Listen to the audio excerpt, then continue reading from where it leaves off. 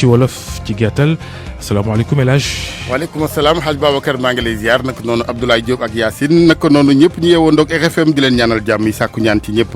xibaar yi ak ñu yëngu ci wàllu caada acteurs culturels yi fas yéene amal seen toogaanum ñaxtu tey jii bu tisbaaree donte préfet Ndakaaru joxu leen cam ndigal ñoom dañu tànqamlu lu ni mel dinañ amal ndaje mi ngir rek daal di yëglu ndax li nga xamante ni mooy sooxeeg coono gunu nekkee ak tere yi ci jamonoy mbas mi ñeel ñoom seen i activité campagne njaayum gerte gi jamono ya xiini miini la ak jaxasoo moo waral ñi di intersyndical corps gras sàkku ci ministre bi ñu dénk mbay mi mu dakkal loole neb jaxasoo mbir yi leer ci jamono yu ñi nga xamante ni ñooy syndicaliste yu ñaawlu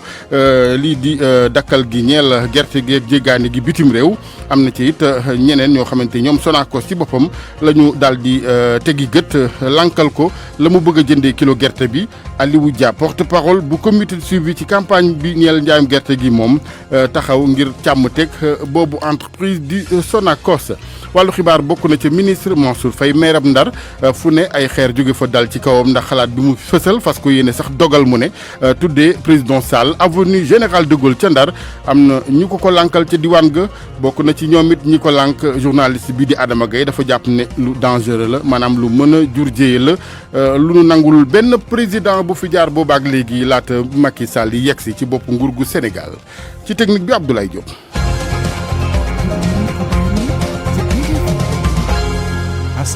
préfet Ndakaaru mayul acteurs culturels yi ñu def seen toogaanu ñaxtu bi ñu namm tey jii ca place de la nation Colobane ci Ndakaaru ñoom acteurs culturels yi nag àndunu ci tere gi dinañ amal ñu ne ndaje mi bu 15 heures lay doon ngir yëglu ginnaaw coono xat-xat yi leen coronavirus ak tere yi ñeel wàllu spectacle yeeg yeneen dugal.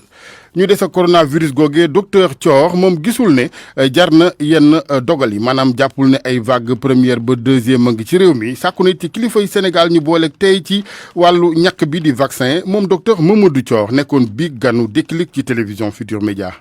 xam nga vaccin bu nekk day indaale carte d'identité vaccin bi boo ko liiree dëgg da ngay xam ne vaccin bi paregul ndax vaccin boo xam ne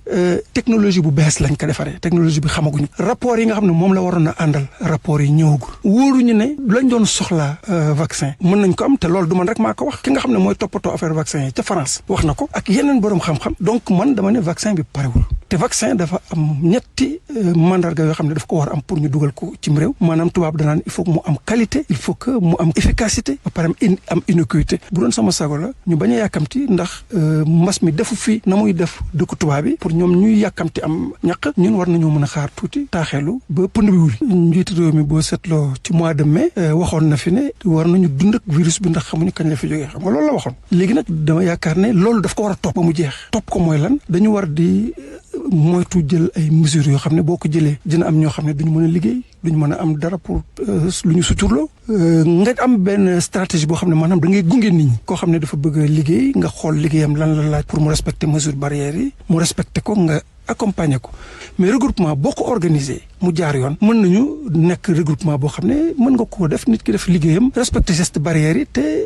du ko tere moom tam moom dina am na fu mu suturloo parce que loolu nag mooy problème Covid bi mesures yi ñuy jël état d'urgence ak yenn mesures yi moom mooy sonal nit ñi plus que virus bi ci boppam. docteur Mamadou Thior ak Makumba Beye ak équipe bu Déclic bu TFM big la woon ci seen émission boobuy jaar ci rajo ci télévision Futur Média di Déclic moom Mamadou Thior doon ci indi xalaatam ci tolluwaayu mbas mi Sénégal xibaar bu neex ngir askanu Matam ministère de la santé fas fa yéene yóbbu ci diwaan ga ab unité dialyse mobile appareil la boo xamante ni dina am solo lool rawatina ci gàddul ñi nga xamante ñoon seenu paj ñi ne ci cas grave Covid 19 gi ci weneen wàll nag askan wi wéy di xaar ba tey ab réanimateur ci l'hôpital diwaan ga ñu des bët gànnaar bu Sénégal bi yoon Ndar la ñuy wutali ak ñu bari ci askan wa taxaw lankal maire ba Mansour Faye li nga xamante ni mooy yéene bi jëm ci tuddee aw xàll foofee njiitu réew mi président Macky Sall muy général de Gaulle avenue général de Gaulle bu Ndar am na fa ñenn ci doomu Ndar ñu ca àndul activiste yenn yi ca lañu ay blogueur ak yenn ci aji politique soobu nañu ci xeex bi ñu ne ngir lankal ko moom maire diwaan ga mbébét gu ni mel Mouhamed Nabi Sylla soppitu avenue général de Gaulle tudde que président Macky Sall doon lu ñu bare ñaawlu ci dëkk bi dip Ndar mu bokk ci collectif Saint-Louis Partage ki ko jiite di Moustapha Camara. décence ak éthique ak vertu ak valeur dafay ñaawal lu ne mën na dab homme politique te bu dabee homme politique lu mel na nekk ci loo xamante ni da ngay jonkonteeg lu mel na droit wala justice mais bu boobaa sa tur nekk ci mbedd mi dëkk boobu war nañu xoolaat ñi ko jiite. ci seeni wet ay ndaw yu ràññeeku lool ci wàllu réseaux sociaux yi ak lu ni mel mu bokk ci Ale Thiam Gas El Salvador moom mi wax ci soppi tur rue de Paris ak avenue Général de Gaulle. rue Fama Demba bi nga xamante ni lañ bëgg dindi tuddee ko Bamba Dièye ancien maire te Bamba Dièye en personne moom ne bëggul buñ demee ba koy tuddee tur nañ dem dindi ca turu tubaab ya tuddee ko mais pas ñuy dindi tur ki nga xamante ni mooy Fama Demba ñu bëgg ko déshonorer di ko tuddee Bamba Dièye mu bañ. beneen bis topp nag avenue Général de Gaulle tey jii kii di maire Mansour Faye mu toog ak équipe conseil municipal am ñu toog xalaat ni dañu war a dindi tur boobu noonu de Gaulle bi tuddee ko Macky Sall ñun dañuy prôné à ce que lépp lu fi turu tubaab ci Saint-Louis mu dañ mais aussi tamit buñ koy dindi tur bi nañ ko delloowaat doomu ndar yi nga xamante ni def nañ fi dara. Banda Sarr yokk ci ñaawlu bu mu def proposition maire bile laata mu koy woo ngir mu jéggalu doomu ndar yi lee. tuddee ni Macky Sall goro Mansour Faye maire bi ne daf koy tuddee dafay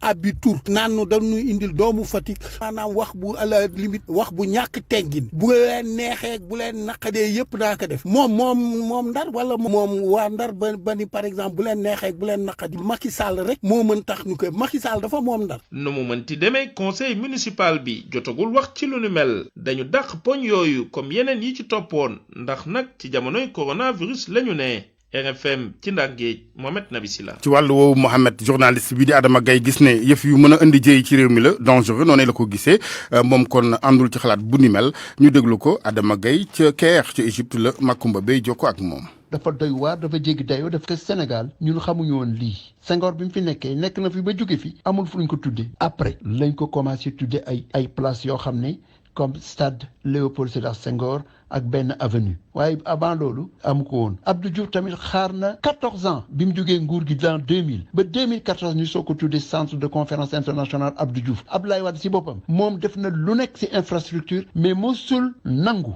ñu tuddee ko benn place ba tey fii ñu toj nekk nii même aéroport Blaise Diagne bi nga xam ne ñëpp xam nañu moo ko xalaat nangul ñu tudde ko boppam donc suñu commencé gis Macky Sall ay mbokkam muy Aliou Sall muy Mansour Faye muy Sada Ndiaye mu wax ne cousin la ñoom ñëpp jug taxaw rek bëgg ko tudde place lu nekk Sénégal lii dafa ëpp dafa rafetul dafa ñaaw dafa mel ne yëf yi baadoola la dafa mel ne dëkk yooyu ñuy jël di fa tudde Macky Sall amuñu ay nit ñoo xam ne fa la ñu soqee ko am na ñoo xam ne war nañu ko delloo njukkal ñoom ku mel ne Mawade Wade Saint-Louis ku gën a may yelloo ñu tuddee ko benn avenue bu mag comme avenue Blaise Général de Gaulle wala soo seetloo Guédiawaye comme si amul ñu fa nekk ñoo xam ne mérité wuñ ko lii nag moom dafay nar a indi rek fitna si réew mi ndax nit ñi dana jug xeex ko te lii du bett kenn parce que dëkk yi nga xam ne dictature yi ñoo jéem a def loolu yëpp nit ñi dañ koo xeex dañoo wekki loolu dindi ko fa remplacer ko par yeneen tur te loolu dana fi ami te Macky Sall nag su fekkee ne mooy encouragé loolu yaakaar ne dana tax mu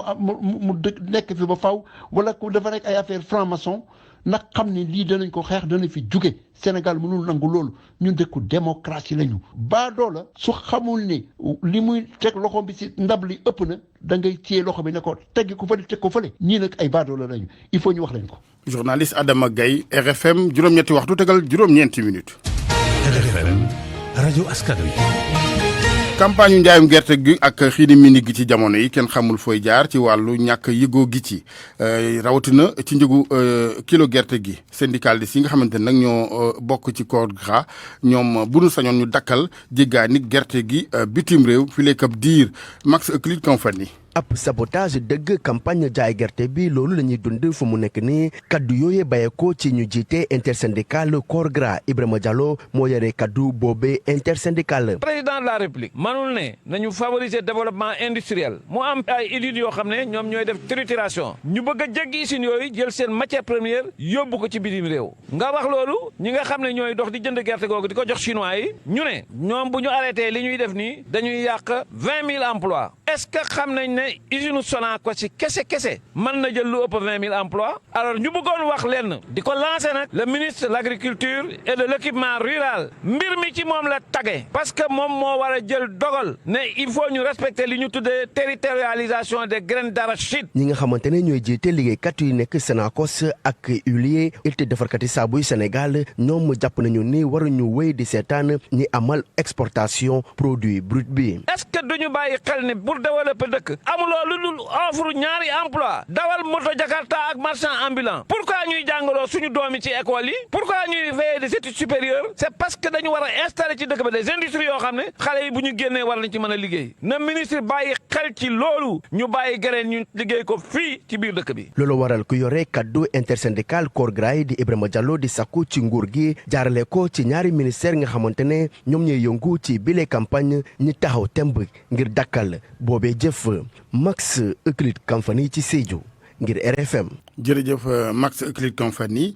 ñu dem ba Louga ak leeral yoo xamante ni béykat yi diwaan nga ñoo ko daal di bëgg a indi ci wàllu njëgu kilo gerte gi ñoom dañoo jàpp ne seen naatangoo yu bari béykat dañoo daal di jàpp ne kilo gerte gi dañ ko yokk léegi ba juróom fukki dërëm ak juróom ñaar ca demee wu ni ñu ne Sonacos dong nangul béykat yi lu ni mel ci wàllu kon njëg li carreau usine 285 francs yooyu di juróom fukki dërëm ak juróom ñaar muy leerali béykat yi Louga Abraham Paul Pouy.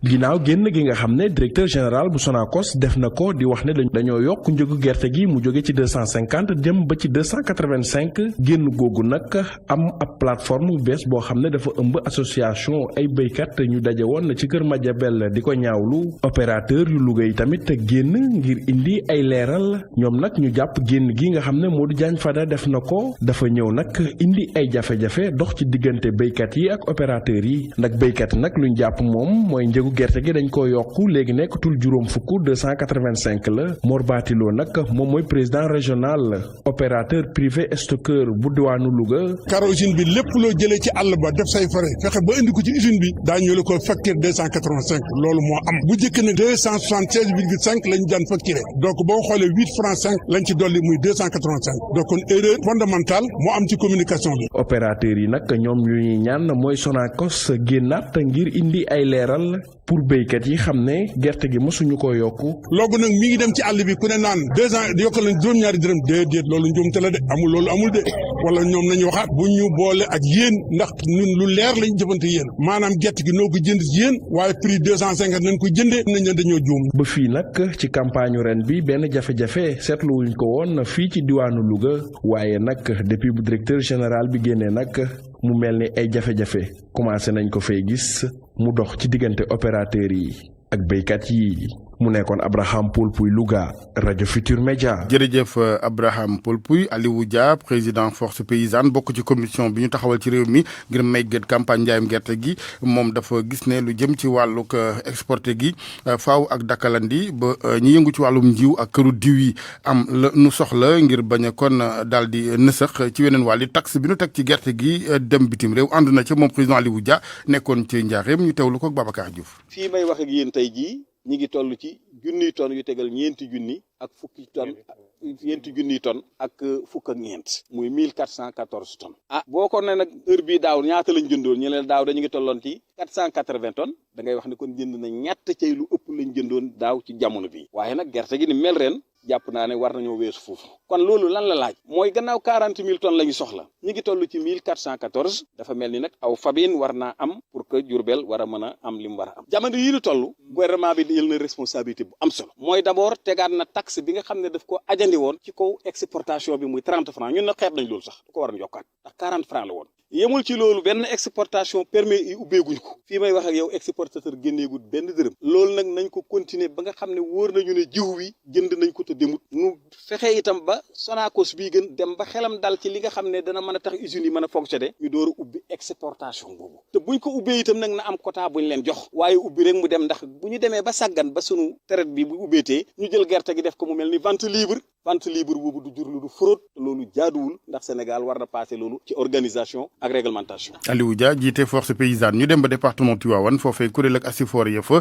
ak maire commune yu arrondissement Niakhène ñoo lankal ñi nga xamante ne ñooy waa Aquatec jox leen caabi forage ya li waral lank gi mooy dañu gis ne Aquatec dafa fas yéene jaayee mètre cube ndox mi juróom-benn fukki dërëm wala lu ko ëpp te loolee ñoom ànduñu ca moo waral kuréelu asifor ya fa ak ñi bokk ci commune arrondissement Niakhène lank doon ci janoo démb ak taskatu xibaar yi ci teewaay taxawaayu Cheikh Anta Diop. ab jàkkaarloo bi doon amal ak taskatu xibaar yi fii ci Ñaaxeen ñiy jiite asifor yi nekk fii ci arrondissement Ñaaxeen ànd ci ak ñi fi teewal mairie Ñaaxeen Mbayeen Nganjuuf ba Cilmaxa ñoom ñëpp it kàddu gi benn la bëgguñu gis ñii di waa Aquatec fii ci arrondissement bi. Abdou Aziz Amar moom moo jiite collectif ñi jiite asifor yi nekk fii ci arrondissement bu Ñaaxeen. forage ñu ne état wu xalaata débloqué lu ëpp 100 milliards pour ne day defaraat forage mu doog ko jox le premier boobu ñu wax Aquatec waaye en tout cas jox nañ ko 50 dans la région Thiès fii may wax ak yéen 26 yëpp seen waram yi nangu nañ ko. Aquatec moom waxuñu dara amul benn planning boo xam ne moom lay wax ne moom la war a bëgg a liggéeyee amut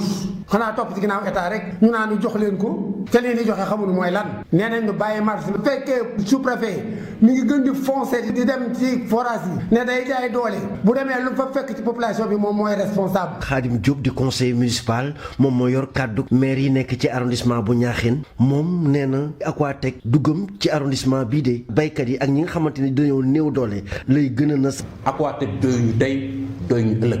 ñun fii ay baykat a fi ne ak i sàmmkat kii ndox bi mètre cube bi ay 200 francs la tàmbali Aquatec boo ko tàmbali 350 jëm kaw boo ko ci ndox presque 20 000 ngay joxe Aquatec bëgg a def ak 100 000 ñun attan ñun loolu fii ay salaire yi amu fi am ñoo xam ne seeni doom a nekk Ndakaaru di leen dimbali di leen yónnee ñu fay ndox. conducteur forage yi waa Asifor yi ànd ci ak chef de village yi nekk ci arrondissement bu Ñaaxeen nee nañ noppeeguñu ndaxte ci fan yi di ñëw daañu amal ab doxam ñaxtu ngir ñëpp mën a jotee ci seen njàmbat lii RFM Thiès Cheikh Anta Diop. RFM Sport. sport geeg Youssouf Bodian maa ngi lay ziar Youssouf. di la delloo ziar Xaye San. ñu tàmbalee football beeg wéyalug match aller deuxième tour préliminaire yu Ligue des champions africaine. champion bi di égyptien yi di Al Ahly ñooy champion à titre di daje ci Niamey ak nigérien yi di Sonidep. Racing bu Abidjan moom nag dina dalal Guinée yu Orea AC bu défenseur sénégalais bi di Khadim Diaw nekkoon joueur génération foot équipe boobu la ki entraîné doomu Sénégal la Lamine Ndiaye lay wuyoo ay doomu Sénégal di Teungueth FC démb def match nul ak Raja bu Casablanca kenn dugalul sa morom dara équipe bu Rufisque bi nag dafa mel ni dafa respecté woon trop champion marocain bi nekkoon demi-finaliste Ligue des champions saison bi passé loolu nag di gis-gisu entraîneur am di Youssouf Dabo. waaw match la boo xamante ni sur le plan si taxawaay défensif c'est-à-dire bu ñu amulee ballon bi amoon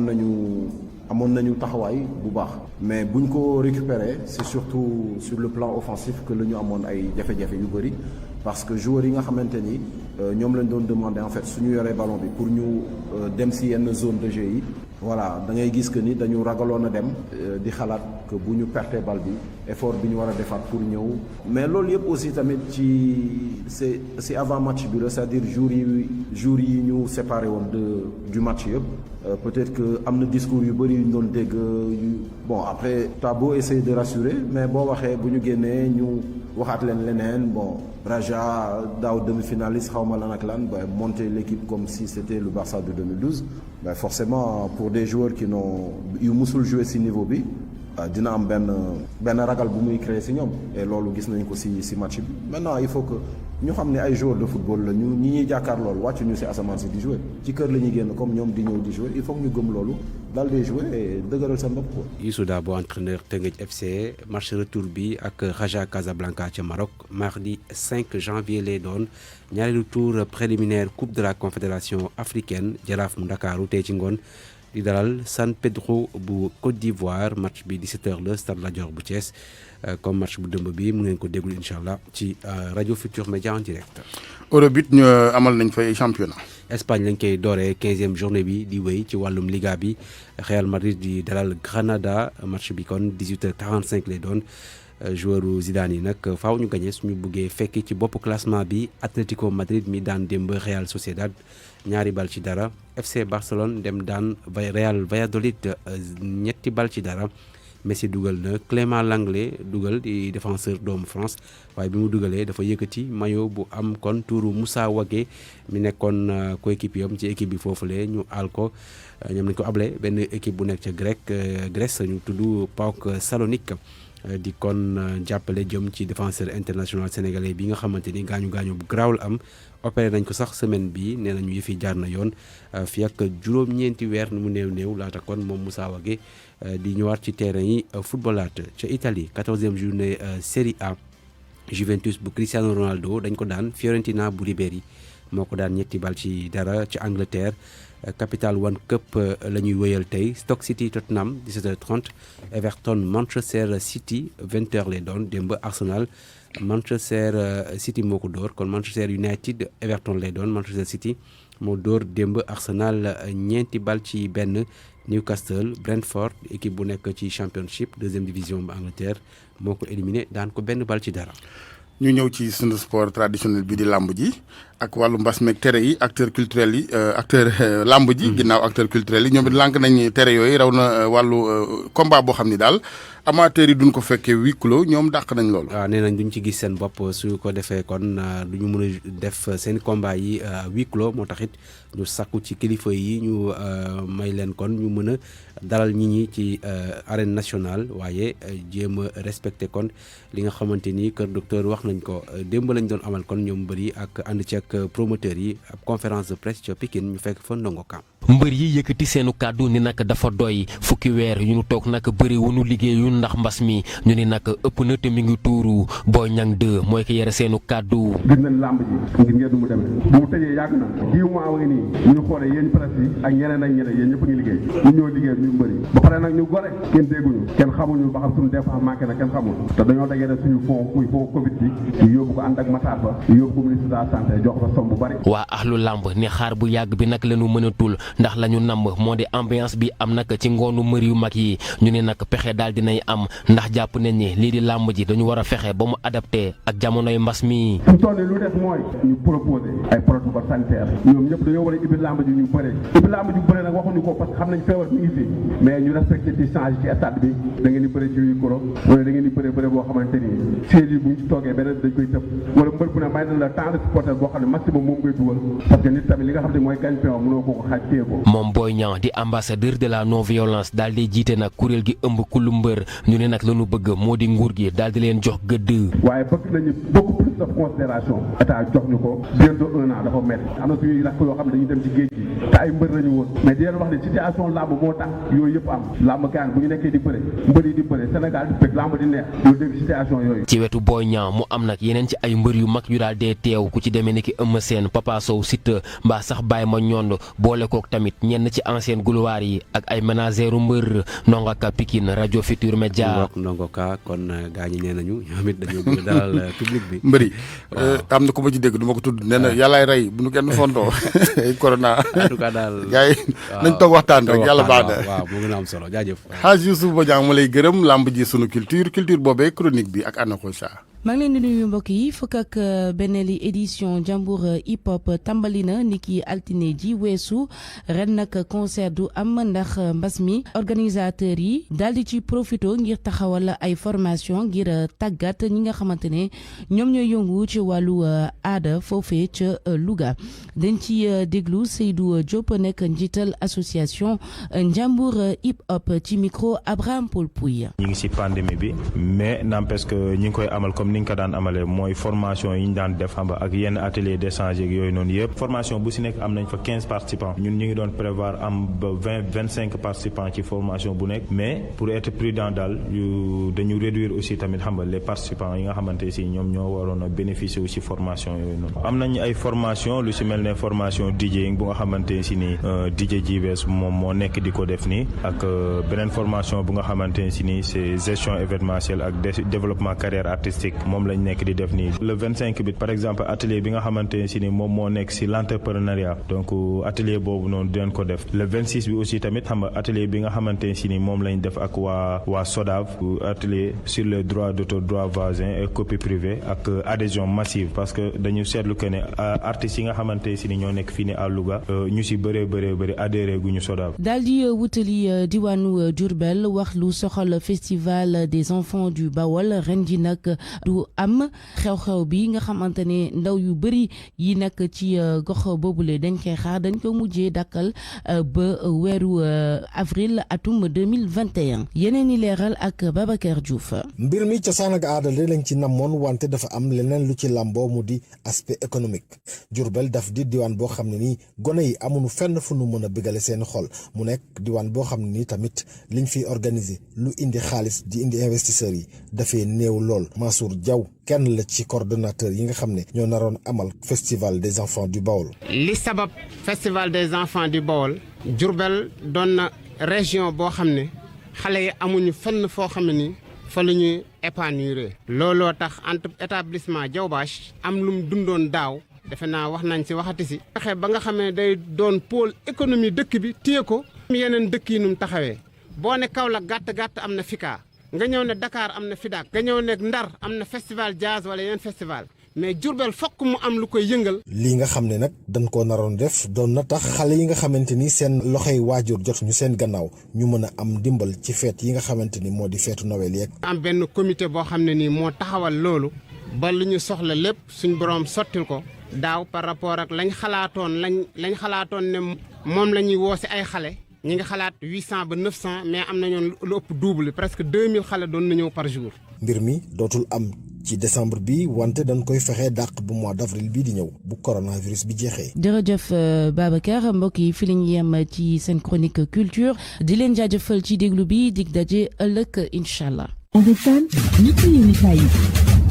Universel Pousse, comptoir commercial de plomberie du Sénégal CCPS ak seen savon de Marseille créole. ñoo leen di may li ci yéenekaay yeeg Mamadou Mouhamed Ndiaye. jërë ngeen jëf professeur Seydi sans protocole loolee Le Quotidien noonee la ko bindee ci xëtamu njëkk waxtaan wu yaatu la professeur Moussa Seydi séq ak waa Le Quotidien moom mi jiite service maladie infectieuse ci hôpital Fann wax na ci waxtaan wa ne centre de traitement yi ñu ubbi waat dañu ko yeexe mu ne it amul dara luy firndeel ne virus bi circulé moo gën a wax bi fi jaaroon ni ko ministre de la santé Abdoulaye Diouf Sarr waxee woon keroog tey enquête dina kay mi ngi ñuy wax li nar a joo Sénégal ci jaaxle mooy fu ñuy jëlee ay moyens yu ñu mën a jàmmarloo ak deuxième vague gi ñuy wax ci réew mi ci Covid 19 bi honorable député Mamadou Lamine Diallo bu tekki journal enquête nee nañu moom li mu bëgg a xam moo di 64 milliards jàpp 90 milliards yu ñu ne woon dugal nañu ko ci xexum coronavirus bi koppar yooyee ana fan la jaar am benn kàngam di expert ci wàllu yu bu xamal waa enquête ne protocole bi ñu teg ci réew mi ci mbas mi ngi dox ak 90% ñiy faatu ci mbas mi mooy ñi nga xam ne dañuy bàyyi ba mu trop tard ñuy soog a dem l'hôpital moom expert bi jàpp na it ne suñu bëggee am ci corona bi ndam li ñu am ci xeexum sida am koy ci xeexum sibiru bi faaw dañuy financer communauté yi ci wax ji nga xamante ne ji moom la waxtaan ak moom yamul foofee ñun ñu des ci waxi Covid bi des it ci waxi koppar yi ak journal Vox Populi mi ñu wax ci xëtam mu njëkk ne dawalkat yi taxi yi ci Ndakaaru ñoo ngi xaar seen wàll ci xaalis bi ñu génne woon ne dañu koy jàppale transporteurs yi ci jamonoy mbas mi nee nañu def na juróom-ñetti weer bi ñu génnee lu toll ci 450 millions ak léegi waroon leen koo baaxee ñoom dawalkat yi taxi zone noire yi te ba léegi gisuñu ci xaalis boobee dara yéenekaay bi nañu bi ñaxtee xulti jolle ministère des transports gouverneur bu Ndakaaru la ko sippi suur soit nañu problème yaa ngay démarrer nag ne bari na wax yu waroote wuute ci xaalis bi nga xamante ne ji moom la ñu dugal ci ceeb beeg diw gi doon ko séddale askan wi nga xam ne seen gët dafa xonxoon ci mbas mi mu di aide alimentaire d'urgence ñi nga xam ne ñoo ko séq wuute nañu ay wax ndax ministre développement communautaire équité sociale ak territoriale di kii di Samba Ndiobène Ka ba mu demee ci assemblée nationale la mu fa wax moo di dépensé nañu 60 milliards 654 millions ci kit alimentaire yi sursoi nañu ab daajam ci boppam di Aliou Sall moom mooy ki ko weddi moom Aliou Sow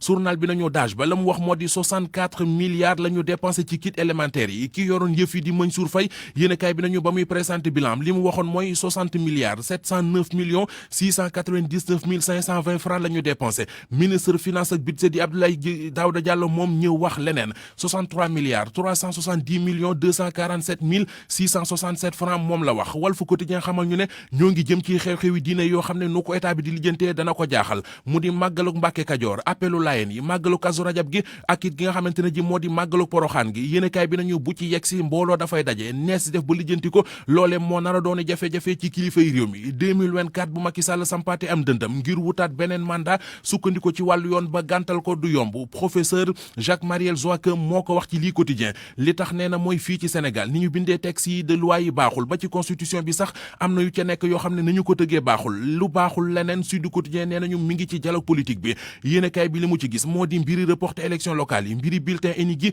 coowal caution bi bokk na ci li jaxase carte gi dialogue politique bi ba tey ak l'observateur mi xëy di ñu xamal experts yi nga xam ne ñoom la ñu tànn ngir ñu auditer fichier électoral bi yéenekaay bi nee nañu kër gu ñu naan cabinet ERA la ñu ko dénk juróom-ñeenti experts étrangers ñoo ca nekk gisuñu ci ñi fara ci opposition bi talaata jii di ñëw ca ñu war a valider liste bi Alaaji Malick Gakou ak Khalifa Ababacar Sall dafa mel ne neexootuñu journal L'As moo ko bind fa mu ko teg moo di gis nañu meerum Ndakaaru ba woon di Khalifa Sall mi ngi gisee ak ñi nga xam ne ay kilifa la ñu jiite parti politique yu fara ci opposition bi te ba léegi léegi ñamuy giseel dégguñu ci Malick Gakou yéenekaay bi nañu te ku ne xam na ne Alaaji Malick Gakou moo jiitu woon ci xeex bi ñu doon xeex ngir libérer Khalifa Sall kon bu Khalifa Sall tollee ci nas ay pexe te dégguñu ca Gakou ku yëb am ci jaaxle tubaab bu jigéen ba ñu faatoon ca kees ba suul ko l'Observateur nee nañu enquête ba ñu cey def ma ngay wéy ak doole wujju tubaab ba mu di ndaw si doon wujje ak tubaab ba teg nañu ko loxo tey jii ci la ñu ko war a defeere libération nañu moom ndaw si moo doon wujjee ak meeru tubaab bi moom ndaw si ak juróomi doomam ca këru tubaab bi la ñu dëkkoon kër ga tubaab ba moo ko tabax li tax yoon dem jàppi ko moom ndaw si libé nee nañu mooy wax nañu ne bi Alassane Sarr rayee tubaab bi moo ko jàppale ñu dugal ko ci maalu oto bi dem suuli ko. Universel Pousse, comptoir commercial de plomberie du Sénégal CCPS ak seen savon de Marseille créole ñoo leen doon may li ci yéenekaay yi.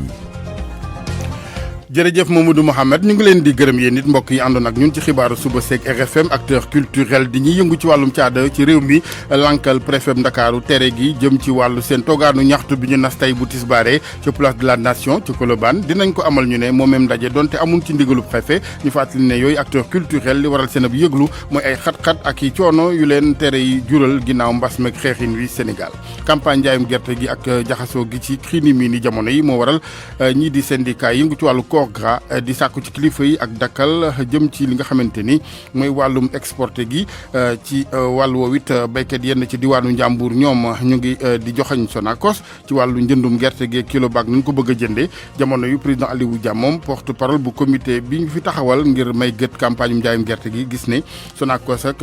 société yi ni mel ci réew mi wares na leen a sàmm sóoraale bu baax laata ñuy xalaat waa bitim réew Mansour Faye meeram Ndar ak ñenn ñi taxaw daal di takku ñàkk ànd ci dogal bi nga xamante ni fas na ko yéene jël mu ne maanaam tuddee président Macky Sall xàll wu yaa wacca Ndar di général avenue général de Gaulle